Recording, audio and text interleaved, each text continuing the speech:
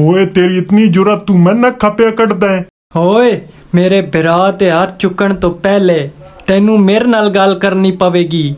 हाँ भाई जी सुनाओ की हाल है। ठीक ठाक, तुसी सुनाओ की हो रहा है आजकल। अच्छा जी ते कारोबार दी सुनाओ, कारोबार कैसा जा रहा। कारोबार बहुत अच्छा जा रहा। ਉਹ ਤੁਸੀਂ ਦੁਕਾਨ ਨਾ ਹੀ ਬਣਾਈ ਕਰਿਆਨੇ ਵਾਲੀ। जी बनाई। कैसी जा रही कोई ਉਹਦੇ ਬਾਰੇ ਦੱਸੋ ਨਾ। कोई नहीं, ठीक नहीं चलती पई दुकान। दरअसल और ਇੱਥੇ ਕੋਈ ਕਾਰੋਬਾਰ नहीं, मुल्क के हालात बड़े खराब हैं, कोई नौकरियां शौकरियां नहीं हैं। जी बिल्कुल ठीक आख रहे हो, कोई नौकरी शौकरी नहीं है। चलो ठीक है भाई जी, मैं असल तो नहीं होई दसन आया जे अगर तुसें मेरे भरा ते हाथ चुकना ना तो उस तो पहले तुहानू मेरे नाल गल करनी पौसी। चलो हुण साडी गल बात हो गई, बस ठीक है। ਹੁਣ ਤੁਸੀਂ ਬੇਸ਼ੱਕ ਗੱਲਬਾਤ ਸਾਡੀ ਹੋ ਗਈ ਏ, ਹੁਣ ਤੁਸੀਂ ਬੇਸ਼ੱਕ ਮੇਰੇ ਭਰਾ ਨੂੰ ਜਾ ਕੇ ਮਾਰ ਲਓ, ਕੋਈ ਟੈਨਸ਼ਨ ਨਹੀਂ।